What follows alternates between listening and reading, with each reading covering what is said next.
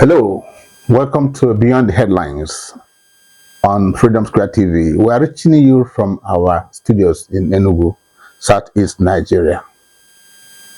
Between 1999 and the year 2015, the People's Democratic Party of Nigeria, PDP, remained the dominant force in Nigeria. It produced presidents, governors, senators, members of the House of Representatives, and dominated largely state houses of assembly. It boasted that it will rule Nigeria for 60 years. And it was determined to do that until the earthquake of 2015. That's what PDP away from Aso Rock. Since then, the PDP has been on a downward slide.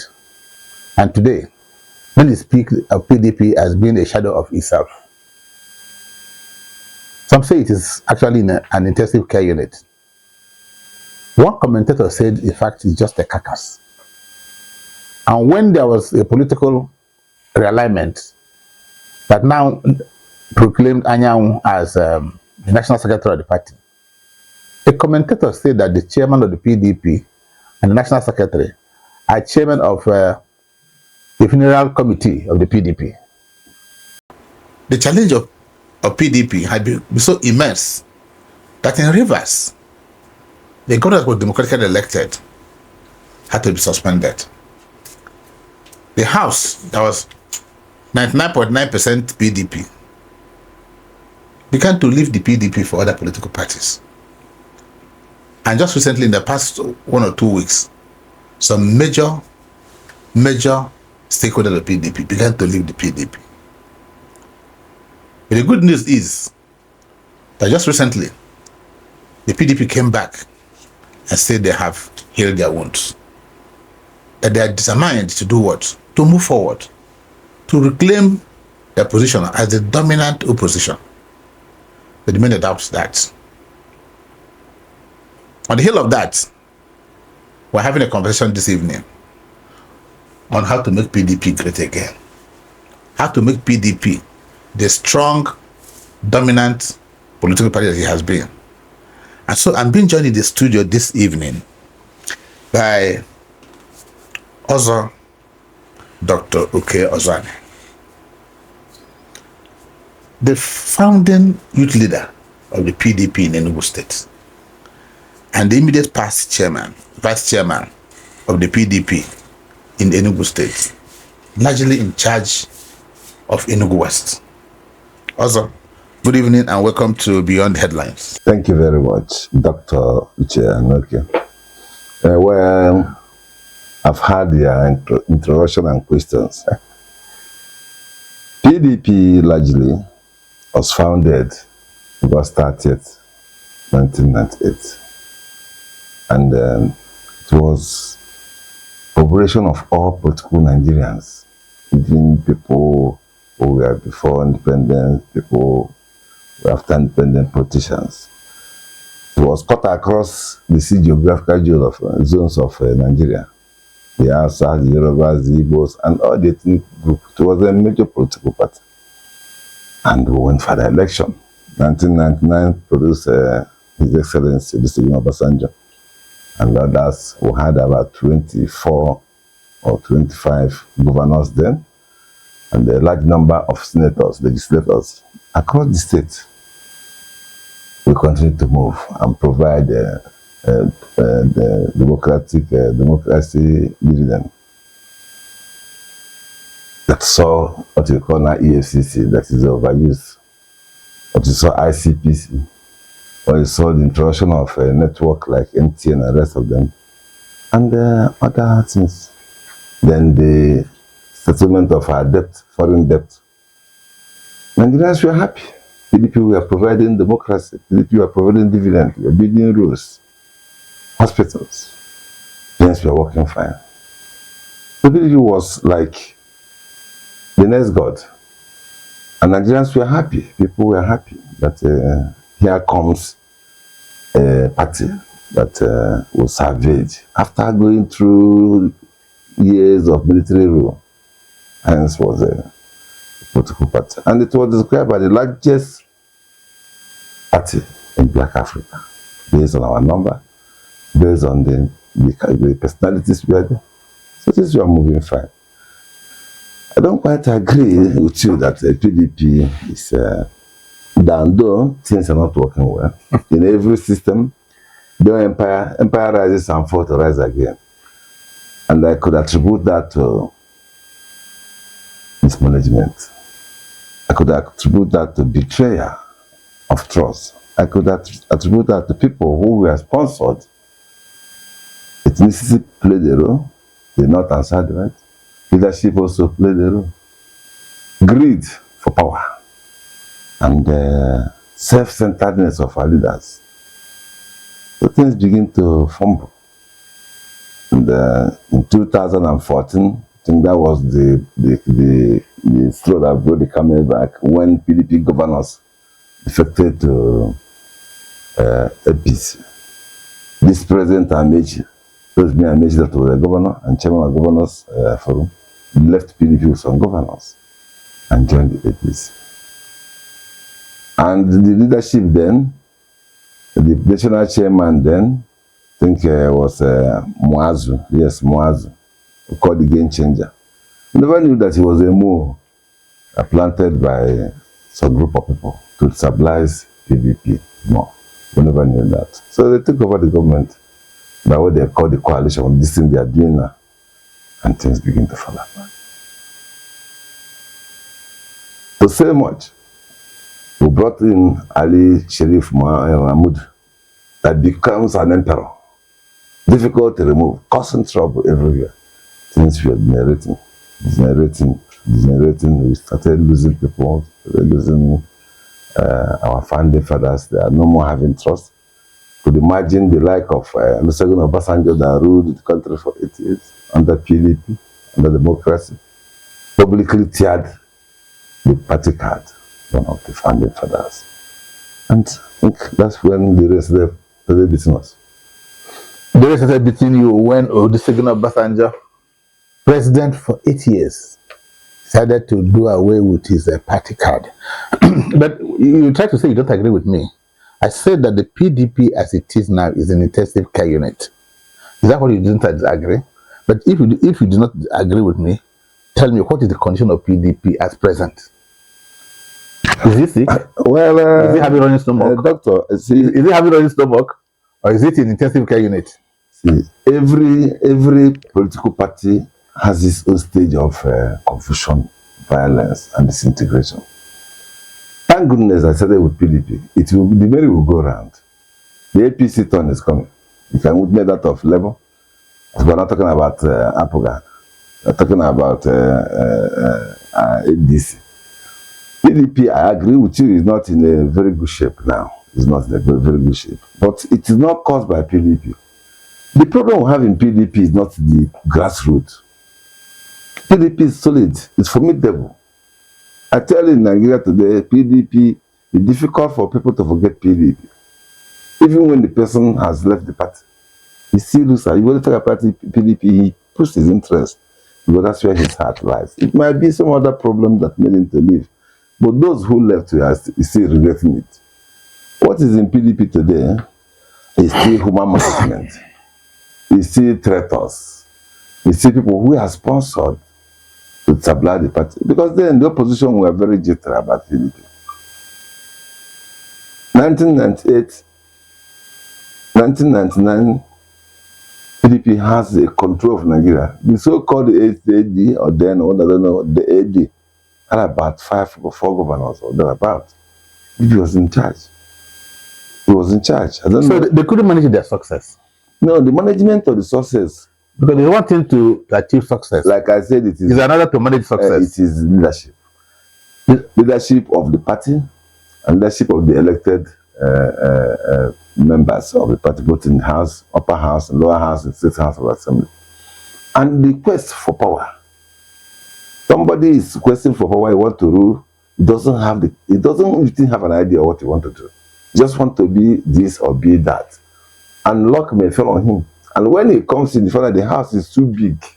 he begin to pick interest. And again, our leaders start taking side on assumption of forfeit, either to destroy somebody's political ambition, or to form his own structure, or to have a parallel line within the party. You can imagine somebody like Muazu, the game changer, then was in the villa, sharing money until the day of election. He couldn't go home to vote for Jonathan. He was in Abuja. Most of them were in Abuja. 2015. Most of them were there in the villa, looking for money, promising heaven and earth. Then in the morning there was a coffee. They can move. They were stranded. Okay. Also, one of the challenges of the PDP, whether it is from 1999 to date, is what they call lack of internal democracy, imposition of candidates. People were not allowed freely to choose. Is that a correct assessment of PDP, that you are the founding youth leader in the Enugu State? Actually, partly, you may be right. That's what I'm saying. And those who are doing this thing are the latecomers. Because when there is a big house, there's tendency, like you have somebody has 9 children. It's not expected that all of them will be of good character. You know, some may have good character, some may resemble their mother's character or their father's character, but some will have a total different character. The imposition of candidates, yes, is one of the problems. You know, the grassroots were left in choosing our leaders. The party, every politics is local. The grassroots were not given a chance to determine or decide who rules them. What you hear is that somebody is giving a ticket, and the person that's giving the ticket may not even have a touch with the grassroots. The people who vote, the voters at the village, they are the rurals, they are the rural areas. So, but the people at the top will say, my friend, my son, my this, my that, will go there.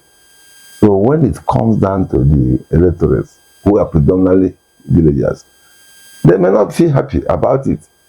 And that may result to either antipathy or apathy. Okay, the PDP has now an acting national chairman. It has a national secretary. And it has a national public secretary, auditor, and all that. In your fair assessment, do you think that this crop of leaders can take PDP to the promised land? They will. I agree. But don't forget that we are also going to have a national convention by November. So their tenure is ending in the next 3 months. But be it at me, they were moving forward. I mean, they were carrying the party. They were intact. They were in unity. But there were times they were suspending themselves. Yes, because of people, these people now that are in ADC that you are in PDP. People like Atiku Abubakar. People like David Mark. I'm sorry to mention David Mark, because David Mark is the biggest beneficiary of PDP.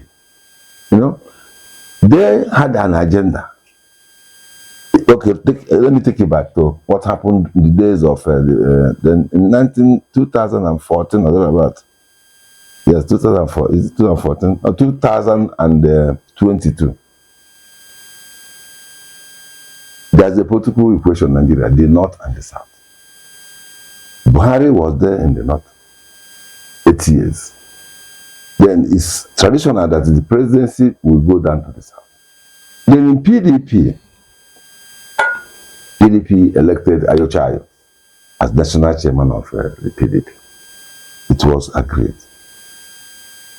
Then in anticipation that the presidency will come to the south. And when they started these schemacies, Atiku, who knew that he's going to contest the election, was part of that decision. Nobody knew that he has a second agenda. So when they came and said, now presidency going to the south, they said, let's make it up. That's why the likes of Peter Obi left. But Peter Obi saw where they are going to. Okay, if Atiku is patriotic enough and a statesman, he could have allowed his vice president, now that the presidency is going to the south. Okay, say, Peter Obi, go. I've done my own when it comes to my zone. Now it's going to your zone. Go and contest. And I tell you, if Peter Obi was in PDP and contested for presidency, he could have won. Okay, Peter Obi left. Then this Wike they are talking about that caused problem in PDP. I keep telling them that Wike did not cause problem in PDP. Wike studied Atiku very well. He knew Atiku more than Atiku knew himself. Because when the committee that was set, headed by former governor of Benue State, Otom, and our own governor then, Ifeanyi, they were members of the committee. Then Ayo Chayo, who was planted by Atiku, had his own game plan. So they incited all Atiku men in that committee. So when Autumn and the southern members there and Ifeanyi, we are talking about southern presence, they took it to vote. And because it was Atiku's men, they voted. They said, let's make it a free contest. Forgetting the geopolitics of Nigeria, which is north and south. Then went to the field. They went for primaries. Even at that, at the stadium, I was there. Because we did a very expensive and intensive campaign, we went through Nigeria, all the states. And because of the concept that is going to the south, everybody believes presence will go to the south. We came to the stadium. Vote we are going on, state by state. UK was coasting to victory. Atiku and Tambuwa left the stadium. There was a break. How could there be a break when the process of voting was going on? Actually allowed it because it was a conspiracy. He knew, and it's part of the conspiracy, to have the South as chairman and the Southern have the North as chairman, not as president. And Wike was shouting it that this thing has to change. There should be a crossover. There should be a chairman from the North. There should be a presidential candidate from the South. They left the stadium.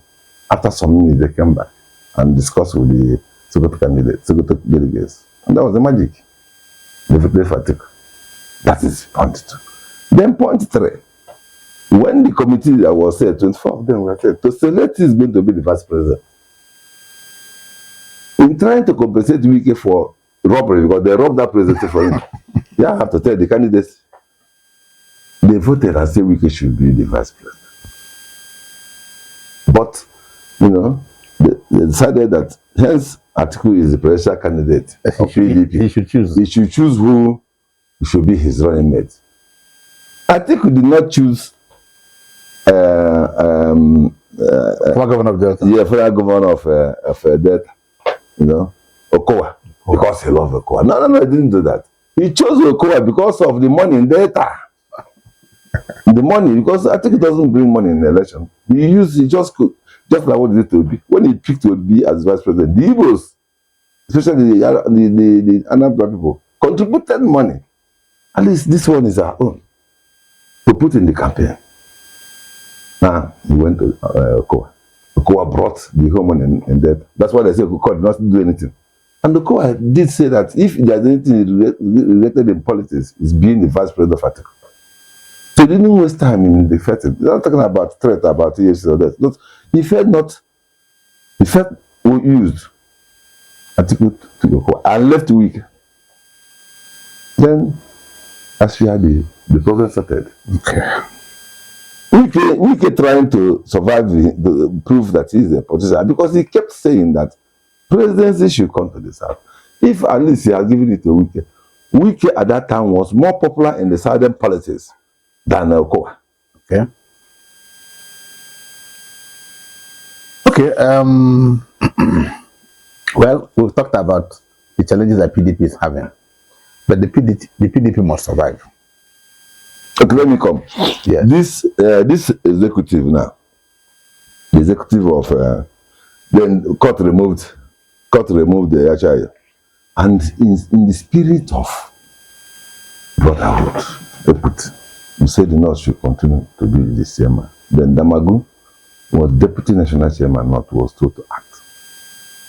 Then Samuel Namekayahu was elected national secretary. One of the positions that came to the Southeast.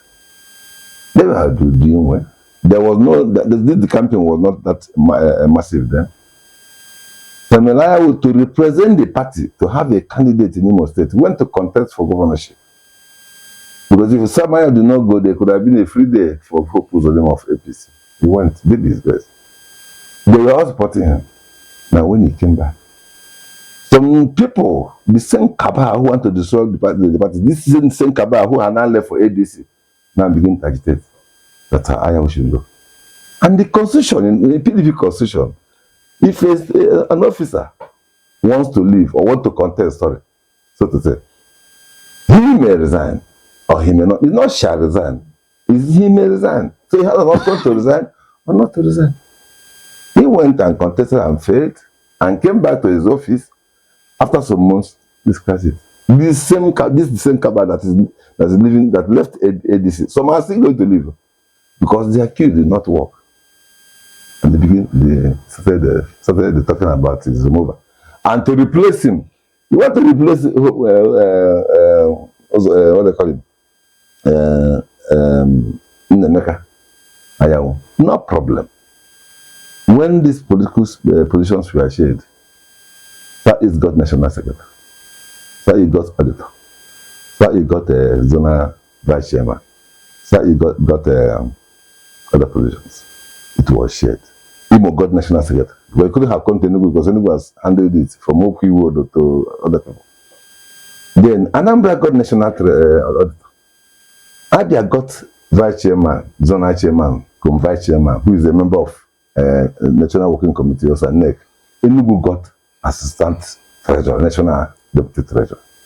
They want to remove Nnemeka Ayaw. Then you are giving it to Enugu again. That's why I was just laughing when they were doing all that calculation. Are you giving Enugu national secretary?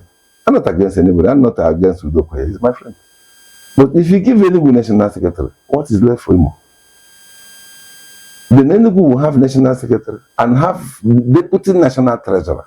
It's unfair. If they were just that an Imo man should be the national secretary, because that position is for Imo, it could be reasonable. No, it could be reasonable. But you see, the point is that the leaders of the party in the Southeast, in their wisdom, they were not looking for what you may call geobalancing. They were looking for the man who could do the job. So they could not have been wrong. They all came together and said, look, this is where we stand. We want this man, we want Udoka to be our national secretary. They knew that there's a deputy national treasurer in Enugu. But all of them unanimously said that's where they wanted to go. So as leaders of the Southeast, was it not proper the national body should have listened to them? Knowing one, that from 1999, the Southeast had made sacrifices for the PDP. Against even their own brothers who contested. They kept voting for PDP. Even when Ojukwu ran, they did not. They voted for PDP. A lot of Igbo people ran the election. They voted for PDP. But it's not just, right. Might and right are not the same thing. Because you have the might, doesn't make it right. We say, okay, we know it is not. In fact, for every rule, there's an exception.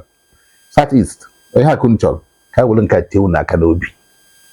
refused, and that's the way the problem is. But let's just leave that. No, to come to that. When we say Southeast leaders came, I begin to wonder who are the leaders that came. There was a queue. I keep telling you, this is a queue. This is a personal interest. Enugu had never been zonal chairman of PDP Southeast, who incidentally is a member of NEC and the national vice chairman. Enugu had never been that. Imo had been. Anambra, what they call him. But we'll be national chairman. We'll be national chairman. No, Southeast. What is our own? The zonal chairman. Ali Odefa was there because I'd been removed by court. So he's no more zonal chairman. He took over from Omahi. Okay. Makinde, because he has a presidential interest, and is working with Ali Odefa. And Chief Ali Odefa named one of his sons Makinde. Now played a smart one, came to Enugu and convinced our governor that we should go for the national secretary so that he will preserve his position. What stops the Southeast telling Udokoye to go for the zonal chairman, Southeast, and become the national vice chairman of the party? Our government don't understand it. The stakeholders, some of them are aware, some of them knew what was happening. He used Enugu to fight for national secretary of the party to preserve his position as zonal chairman and national vice chairman, which was supposed to be in Enugu, because never been done since 1998. So he shared under that fight and pushed Enugu for national secretary. And when you are pushing Enugu for national secretary, Samayahu is our brother. Nobody had made an effort to discuss with him. He was not carried along.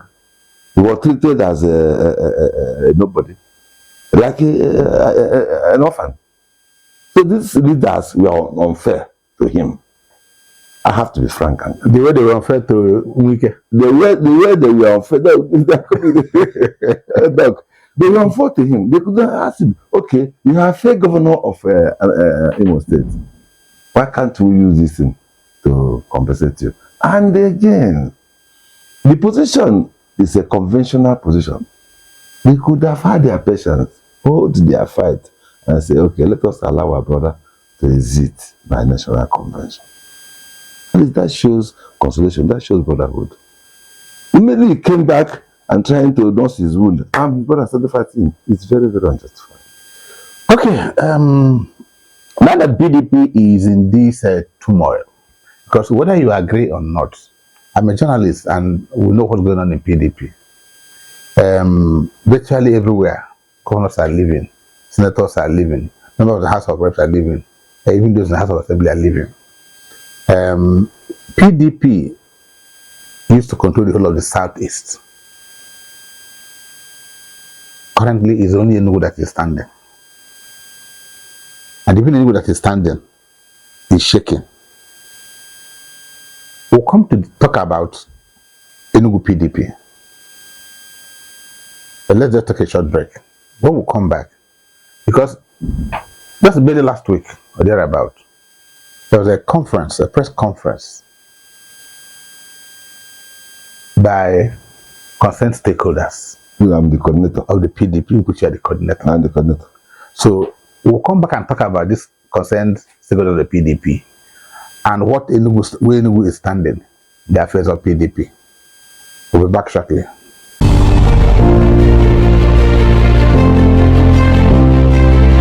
Not everything makes it into the headlines, but we bring you the full story. Join Uchenna Cyril Anyoke, a renowned media personality and former president of the Nigerian Publishers Association, as he unpacks the real issues behind the news, from politics to public policy, economy to human rights. Nothing is off limits. Expert guest, in-depth conversation, local and global perspective. New episode every week on Facebook and YouTube. Watch now on Freedom Square TV. Follow for updates and behind the scenes clips. Beyond the headlines, beyond the news. You are still watching Beyond the Headlines on Freedom Square TV, and we're still reaching you from our studios in Enugu. My guest is still also Dr. OZOANI, who actually last week convened a meeting and addressed the press under the aegis of concerned PDP stakeholders in Enugu State. And I will speak for him, he's here. So, also, which one is concerned stakeholders of PDP? Who are they? Thank you, Doctor. Concerned PDP stakeholders are the founders of PDP, most of them, under the PDP. And there are people that brought PDP to the stage. I say somebody like me was a youth leader in 1998.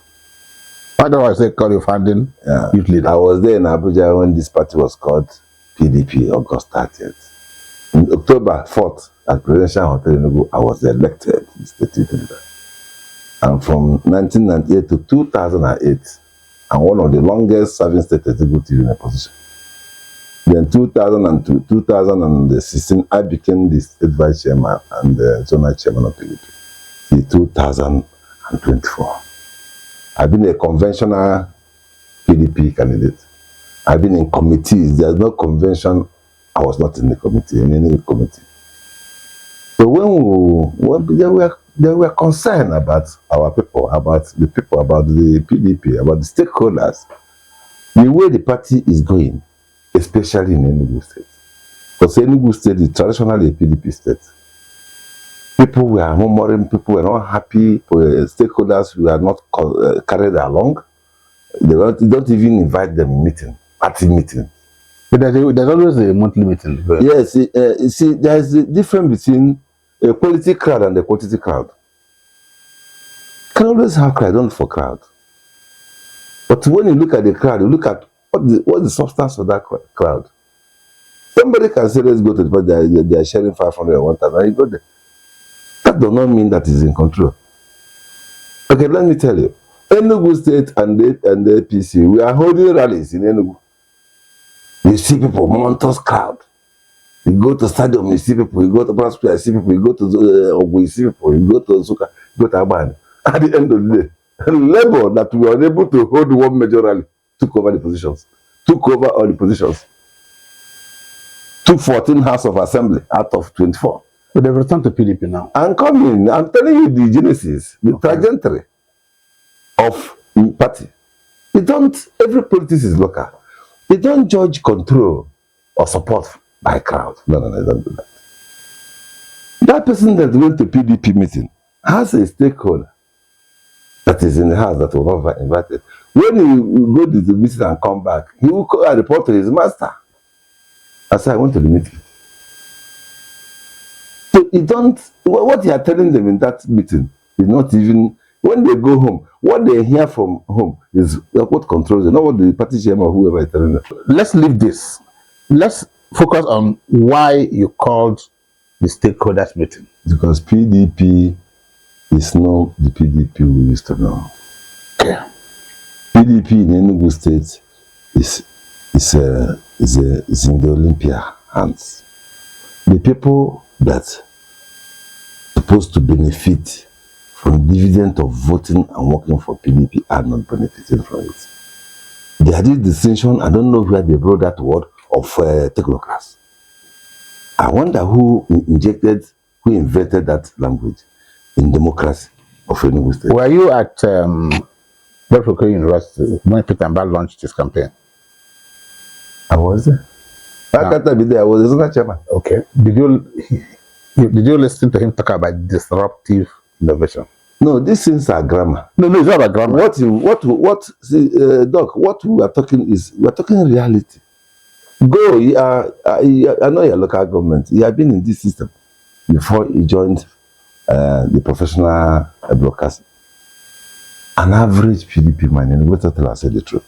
And the governor is my friend.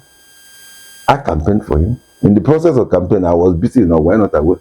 They shot in my hall. Women were wounded. Phones were stolen. And the funny aspect of it, that the man who led the operation is made the deputy chairman of local government. Is that a compensation for me? Was I contesting anything? I was campaigning for people to win the election. Okay, an average PDP man, I will tell you, forget about this sacrifice, who are there for their position to come back, or maybe they are getting, maybe 1 or 2 or 3 are giving mass school or type 2 school. But let us get it straight. Go to the village and ask them. Things are not the way it used to be. There are things you do in governance. It may not be good for the government, but if you look at the people, the government should have a human face. You say, these are my people. They voted for me. Did you vote for government to impoverish you? Government, you are voting to have faith. You have faith that this government, when it comes in, that things will be better. And they are crying. They are crying over tax. They are crying over insecurity. They are crying over non-inclusion, even in the appointments and in the party, in the business of the party, in the business of government. You keep regretting. You don't see anybody come to the ministry. You see They tell this person the commission are giving to wonder, where is this person when we are on the road, when rain and sun, we are beating everybody. When he went home, and they are called the technocrats, and they keep to wonder. So all I know is a doctor, an academic doctor, that matter, not ordinary doctor. And I'm a professional. What makes me not? Let me tell you, in politicians, you have technocrats there. You have engineers, you have doctors, you have retired permanent secretary, you have retired directors, you have retired everything in politics. How different between somebody? Technocrats are people who failed in their respective offices. How can you live where what you are doing if you are doing predominantly living in the village? They are the survivors. But do you share the sentiments that in spite of what may be the challenges you think that the party is facing, that this government is working? Relatively, they are working. How do you define relativity?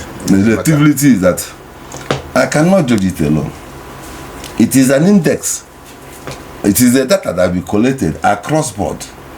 Data that will collected from businessmen. Data will be collected from transporters.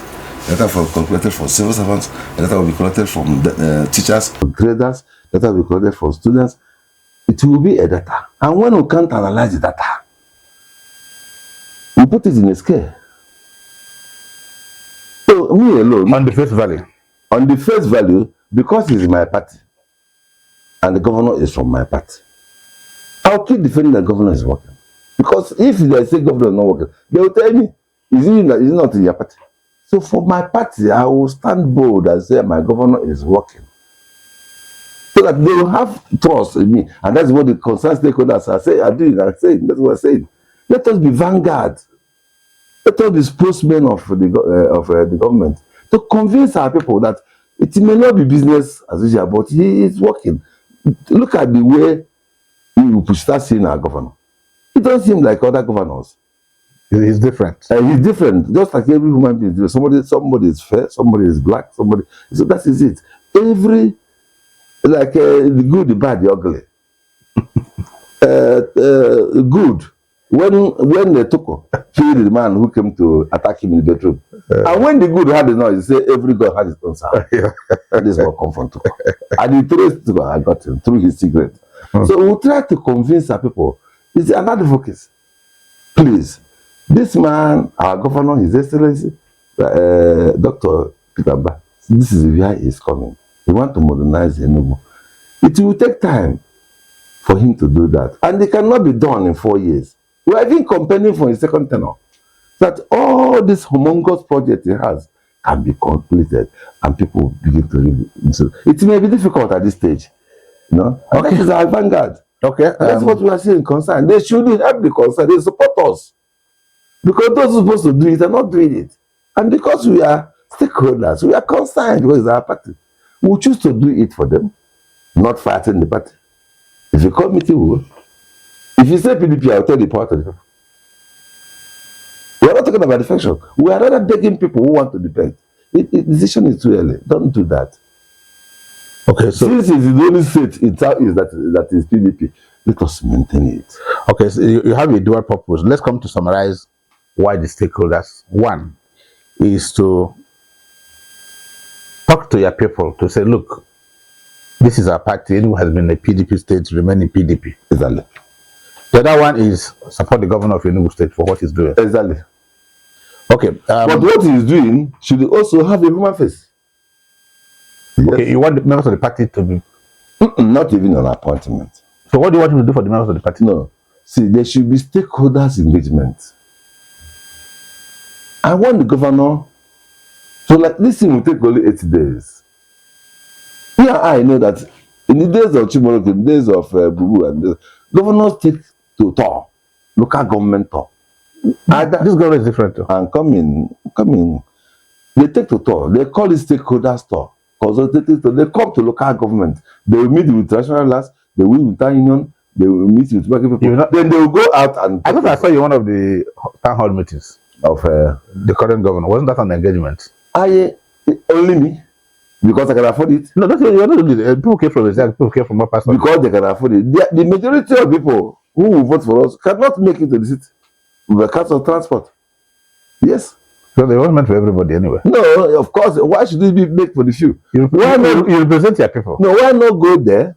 Here they will see you. Yeah. And say, today we are going to local government. Governor is coming. They will come there, they will see the governor. They will wave at him. Governor will touch them and shake them. They will go, it is enough for them. The governor came to our local government today. Whatever he's telling them that he's doing this and doing their local government, they will know that he is the person doing it. It can't be far from the people you are. It doesn't take this two local governments in a day. It can be done.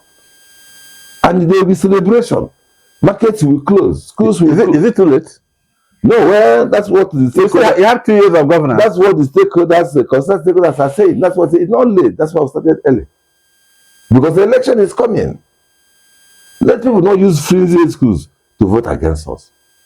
Very flimsy schools. Let the authorities answer phone.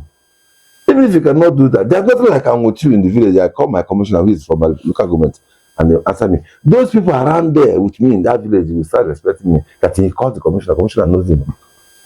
He calls the SP knows. So you're saying these commissioners answer phone calls? I don't know, some of them. Ask the people who called them. How many have you called? I don't call them because when they started this, they are not answering. I say, welcome. I stay on my own. Okay. So doctor, we should actually be coming to the end of this conversation. Let's get back to 2027, the national PDP. I want to ask you, just be very honest. Do you think the current PDP is engaging the youth of this country? But the youth constitutes virtually more than 50% of the voting population. The PDP is the party that will help the youth. Because this present party, present APC government, hate the youth interest. That is why you have this massive support for Obi. Massive support to Obi. And now, there's a stakeholder engagement on Obi to come back to PDP. I tell you, if that succeeds, matter close for APC. Matter close for them. But did you Jerry Ghana? Jerry Ghana is... See, who talk that they are winning Obi, but they have a better candidate? That's what he will tell you, so that it will not show close others. Of course, yes, Obi will go for primaries. Yes, like every other person. Yeah. Let the best come. And let the best be assembled, and we will vote and get whoever comes out of that convention becomes the best out of the best. Exactly. And the youth are why they run to AP, why they run to Labour. You know, when Obi came in, PDP was there, APC was coasting, but they said this is a way out, and it is in reaction to not giving Obi the presidential ticket of PDP. That's what happened in Labour. 90% of Labour people are PDP. Whether I believe it or not. 90% is an offshoot of PDP. The people who are aggrieved that form the Labour. Even right here in Enugu State. No, people who have never voted before joined Labour. And people who have never voted before, and people who are aggrieved. In the election, we are doing campaign. Doing campaign. Assuring everyone they are going to win. When he comes, the person you are fighting with in the polling unit is a boy in PDP. And he told your guy in Labour, this is not going to work here. And yes, please, sir, our Labour B is president. And look at how the team generated into the churches. The vote. The people want to. So that if Obi runs now you're not talking, if Obi runs again in Labour and this is PDP, so what are you going to do? That is our cry for concerned stakeholders. There you come. We are now saying, let us better it. You don't know where Obi is going. See, wherever Obi go, ADC will attack him. APC will attack him. They will start attacking Obi. Is Obi the only presidential candidate we have in Nigeria? One person will be going around. Nobody is interested in purpose. But Obi will come to Enugu. All eyes. Let that all eyes not affect us again. It will be funny that somebody comes from like the House of Assembly. You had the majority. You limited your majority to minority. You come to PDP. Okay. That's why I'm funny about this campaign issue. Somebody will go to this side of the camp, go to the National Assembly and come with a few people and go to at the camp, they will hear him. If you have voted with 10,000 votes, 15,000 votes, how many of those people who voted for you were there when you were at the campaign? When you finish the campaign, you come back. Because every politics is local.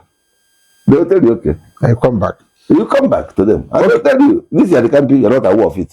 Okay, if you had to advise the National Working Committee of your party on how to bring the party together, what would be your advice to them? Reconciliation, mobilization, and perfection of what it is. And I believe the incoming National Convention will throw in people who are ready to carry this cross. PDP is the only party to beat in Nigeria. And because we are rooted, APC is a combination of different parties and organizations. Good. So if PDP could elect a very dynamic and powerful leaders in their convention and come back to our old system. Remember, this party is power to the people. That is our slogan, power to the people. We now go back to the people and say, yes, the dark days are over. And what tear the PDP the more, which these people that went to ADC, was the issue of national security. That it was, to me, it's not justifiable. Okay. And those people who fought that they have left for ADC. Okay. Also, you can see the last of they are now coming out. OKEY, they are now coming out. The original owners of the party, they are now coming out to shop for who is going to be our flag bearer. Because these things, they have seen what they could do. Atiku has left with his men, and this Atiku never in PDP. Where was he? He is jumping from PDP to ADC to this and that. He was never constant, but there are people who he was vice president for 8 years. And he was contesting under his organ, and they could not tell him. That is the right. Who told Atiku that he's going to be the president of the country? Who told Atiku on independence 1960 that one Atiku was there and was handed over Nigeria to him? One Atiku in their family. No. Things don't work out that way. Okay, finally, for the PDP, there are several old faces in PDP. Each time you turn the television, you see the same old faces that were there in 1999, still walking around PDP. Do you think that is it not time for new, fresh blood to man PDP? I agree with you. But there are old faces in all of them. You go to the APC is even the worst.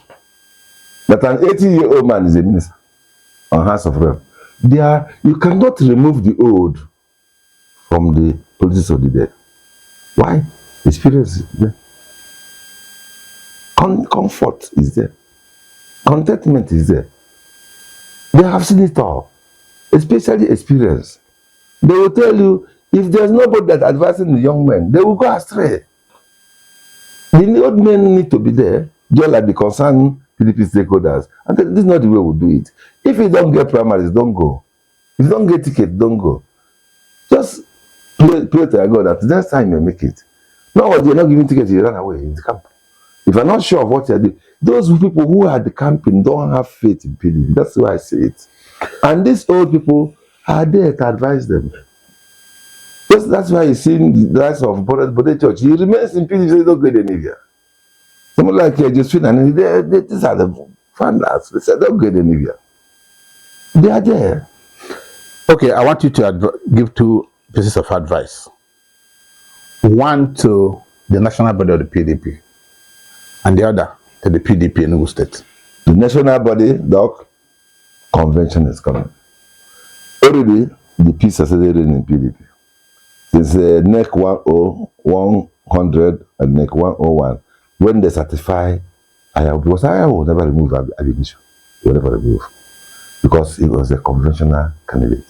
The Revival is a convention. Then they have certified, PDP has now come to stay. There's no signal of this world making statement, the other one making statement. They are now making one statement. And they were able to hold another NEC meeting. And they propose another one for this August. You see, sanity is coming. And you can even see that even in the defection, it is reducing. And they are working towards, first of all, legitimating the party. They are working for national convention. And they should look for the agreed people and call them. It's not say you go, don't mind him, he has no effect. Every position has a value. Because it has to do with vote. And then for the party in the state. Party in the state, they continue to engage stakeholders. They continue to engage the masses. They continue to advertise the good work of the governor. They continue to tell them what the governor is like. Somebody who is in a class of 30, somebody came first. The person who came 30 doesn't mean that it wasn't that class, but it was the way he understood the lesson. So they should go home, go to the grassroots, forget this Olympia height. Go home. Who can you go home, go to the market, buy drink, you see that? You keep teaching them. Yeah, they don't go to rural areas. This government meant well for us. This is what we were going to see in this government after 80 years. Nobody's going to die. The government is a continuum. But for this man, they want to change what he used to be. Okay, look at, I have to commend him for International Conference Center. I commend him. Because it was getting to a kidnapping there. Somebody will be kidnapped in Nsukka. He eventually fell in that place. But he has made it, at least it has a face. And other things. Okay, now going to NEPA. I mean, token, reducing it.